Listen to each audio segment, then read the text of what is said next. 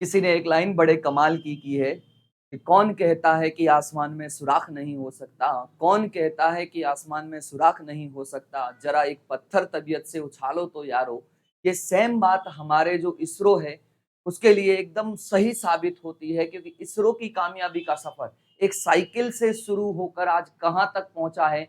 और आज हमारा भारत, आज हमारा इसरो एक नया इतिहास रचने जा रहा है पूरे वर्ल्ड के अंदर, अपनी मिसाल कायम करते हुए। जी हाँ, बिल्कुल आपने सही सुना है, क्योंकि आज हमारे इसरो के द्वारा, हमारे भारत के द्वारा चंद्रयान-3 का सफल प्रक्षेपण किया जा रहा है। तो आइए जानते हैं कि इसरो जो है वो चंद्रयान मिशन क्या है, कहाँ से शुरू हुआ है और आज ये कहाँ तक पहुँचा है।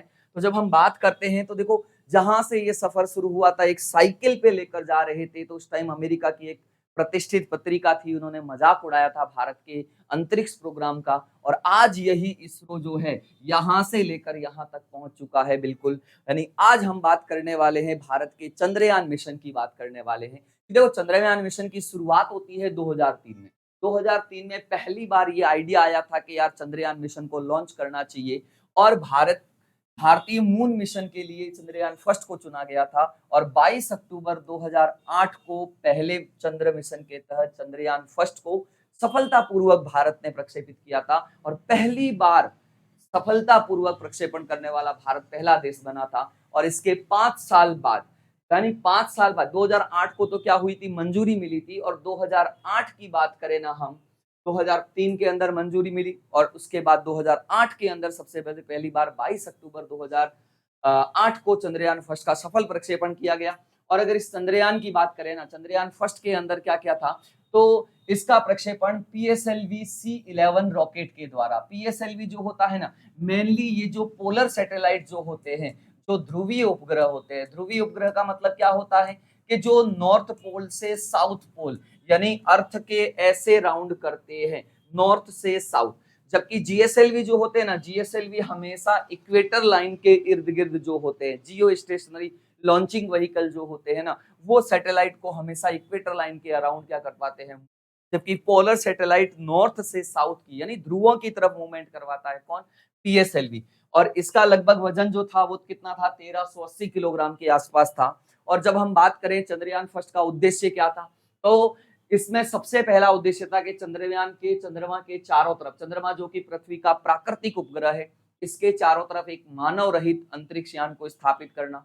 दूसरा है कि चंद्रमा की सतह पर कौन से खनिज होते हैं, कौन से मिनरल्स होते हैं, कौन से केमिकल्स होते हैं, उनका क्या करना, मैपिंग करना। और उसके बाद देश को तकनीकी आधार पर क्या करना, उन्नत बनाना, इस मिशन का मेन उद्देश्य था। इसको शुरुआत में 2 साल के लिए भेजा गया था, लेकिन 29 अगस्त 2009 को इसका अचानक से क्या है, संपर्क टूट गया था, जो मेन फैसिलिटी सेंटर है वहां से। ठीक है, इस चंद्रयान फर्स्ट की अगर हम बात करें, इसके मून मिनरोलॉजी पेपर था, यानी इसके अंदर M3 मून मिनरोलॉजी और मैपर, 3 टेक्नोलॉजी यहाँ पर थी।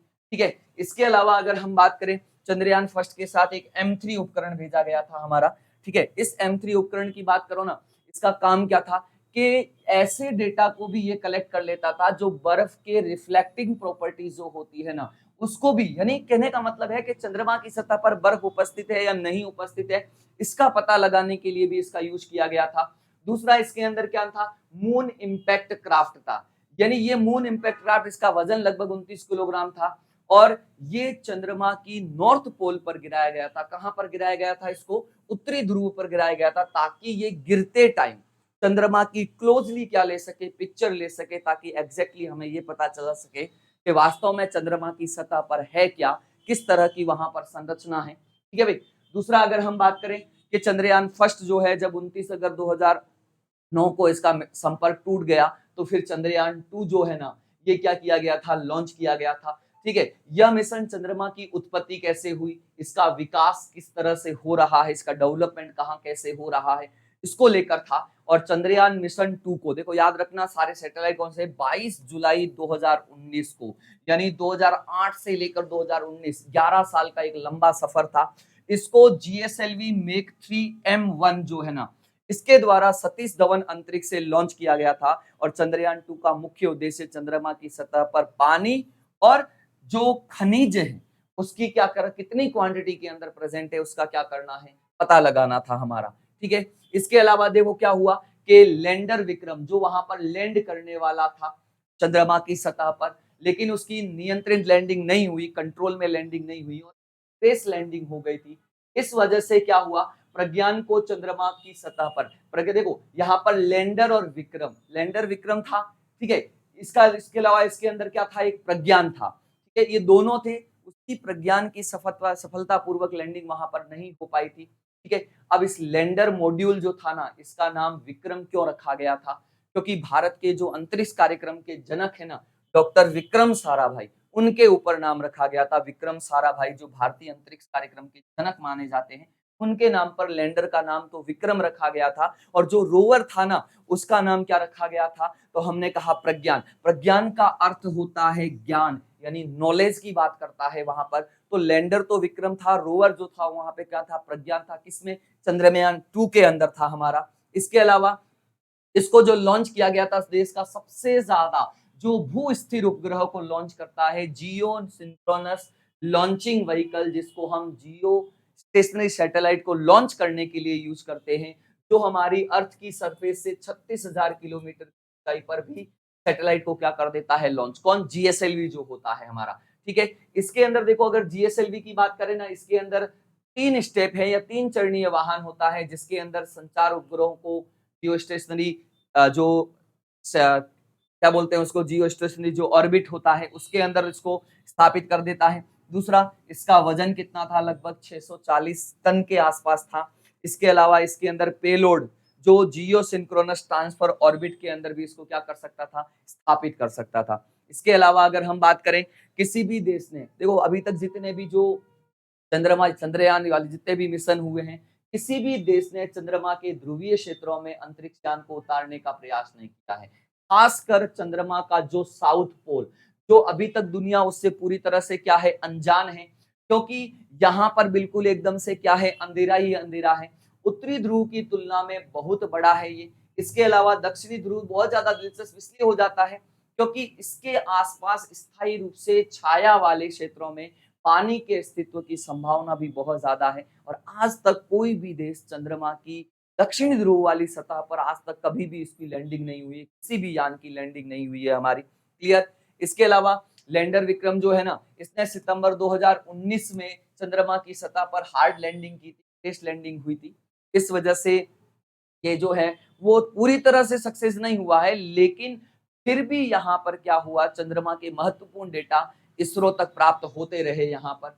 इसके अलावा देखो, चंद्रयान 2 की बात करें तो चंद्रयान फर्स्ट से प्रेरणा लेकर ये बनाया गया था, और उसकी जो सफलता है इनको हमेशा उत्साहित की कि चलो यार एक और प्रयास किया जाए। और अब की बार जो चंद्रयान 3 मिशन है, इसमें इसरो का प्रयास यही रहेगा कि जो क्रैश लैंडिंग हुई थी उसको किस में बदला जा सके, सॉफ्ट लैंडिंग के अंदर बदला जा सके, ताकि चंद्रमा का जो दक्षिणी ध्रुव है, जो आज तक सभी से अनजान है, उसके बारे में पूर्ण रूप से क्या किया जा सके, पता लगाया जा सके। ठीक है। इसके अलावा अगर हम बात करें चंद्रयान 2, क्योंकि चंद्रयान 2 मिशन चुनौतीपूर्ण इसीलिए था क्योंकि दक्षिणी ध्रुव। दूसरा, चंद्रमान पर थोड़ा लैंडिंग थोड़ी हार्ड इसलिए हो जाती है कि चंद्रमा पर न तो रेडियो सिग्नल पहुंचता है, चंद्रमा पर वायुमंडल भी नहीं है, वहां एटमॉस्फेयर भी नहीं है, तो फिर वहां पर सही तरीके से आपको स्थिति का, ज्योग्राफिकल कंडीशन का पता नहीं चलता है कि कितनी स्पीड में लैंडिंग होनी चाहिए, किस तरह से लैंडिंग होनी चाहिए। ये सारी बातों से पूरी तरह से अनजान थे। फिर भी इसरो के द्वारा वही बात है ना कि हम हिम्मत नहीं हारेंगे,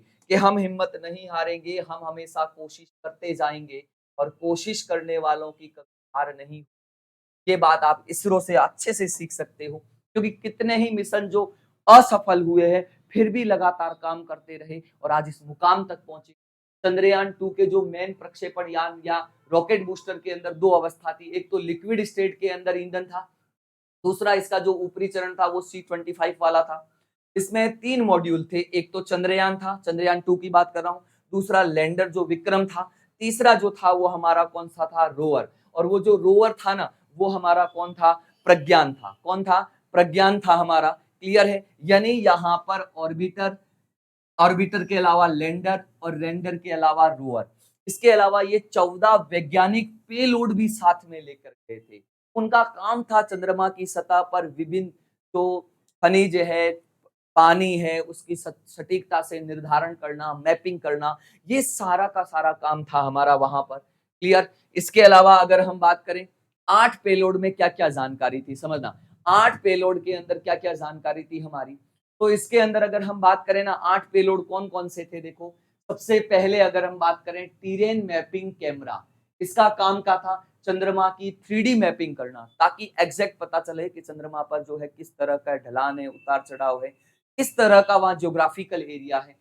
दूसरा यहाँ पर सोलर एक्सरे मॉनिटर, जो सोलर से चलता था, एक्सरे मॉनिटर है नी, इसका काम था सूर्य के बारे में जानकारी, थोड़ा और ज्यादा नजदीक जाके, क्योंकि चंद्रयान खाली एक अकेले के लिए नहीं था, इसके अलावा सूर्य के बारे में। इसके अलावा इसरो ने चंद्रयान 3 के साथ साथ आदित्य नामक जो इनका प्रोजेक्ट चल रहा है सूर्य के बारे में, उसकी लॉन्चिंग की भी घोषणा की है। इसके अलावा चंद्रयान 2 के अंदर सॉफ्ट एक्सरे स्पेक्ट्रोमीटर था, ये चंद्रमा की जो मौलिक स्ट्रक्चर थे ना, उसकी जानकारी प्रदान करने के लिए था।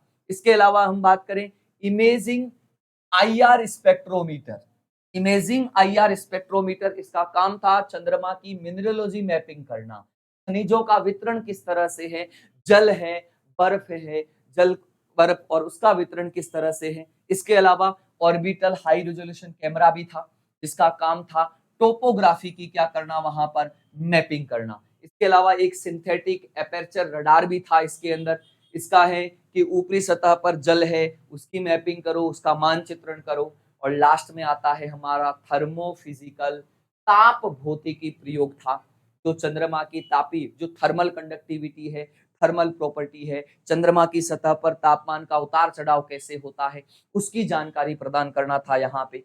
इसके अलावा देखो इसके अंदर एक अल्फा कण एक्सरे स्पेक्ट्रोमीटर भी था, ठीक है। ये टोटल वहां पर 8 उपकरण जो थे ना, वो थे यहाँ पर सम्मिलित। फिर हम बात करते हैं चंद्रयान 3 जो को हमारा प्रक्षेपण होने वाला है इसरो के द्वारा। ये भी इसरो ने बहुप्रक्षेपित मिशन चंद्रयान 3 की लॉन्चिंग को लेकर बड़ा ऐलान किया है अभी, और वैसे भी ऐलान तो क्या है, आज लॉन्चिंग होने वाली है हमारी। और इसकी जो लॉन्चिंग है वो पहले 13 थी, लेकिन अब इसकी क्या कर दी गई है, 14 जुलाई कर दी गई है, और 2:35 पर इसको क्या किया जाएगा, लॉन्च किया जाएगा। और इसको किसके द्वारा लॉन्च किया जाएगा, तो हमने कहा इसको LVM-3 लॉन्च व्हीकल मार्क 3 के द्वारा इसको क्या किया जाएगा, लॉन्च किया जाएगा हमारा। इसके अंदर क्या है, चंद्रयान 2 की जगह जैसा का जैसा यहाँ पर भी ऑर्बिटर है, यहाँ पर भी लैंडर है। लैंडर का नाम अभी भी यहाँ पर क्या रखा गया है, विक्रम रखा गया है। और रोवर है, वो रोवर वही है जो प्रज्ञान चंद्रयान 2 के अंदर था, ठीक है। इसका मतलब है रोवर, और इसका पूरा मेन टारगेट है चंद्रमा की सतह पर सुरक्षित लैंडिंग, ठीक है। इसके अलावा अगर हम बात करें ना, कि इसका टारगेट वापस वही है हमारा, चंद्रमा के दक्षिणी ध्रुव पर क्या करवाना, क्रैश नहीं, सॉफ्ट लैंडिंग करवाना। इसके अलावा देखो इसका कुल मॉड्यूल को वजन कितना है, 3900 किलोग्राम है। इसके अलावा इसमें लैंडर और रोवर को, ये जो ऑर्बिटर है ना, ये लैंडर और रोवर को 100 किलोमीटर की मून की जो ऑर्बिट है वहां तक लेकर जाएगा।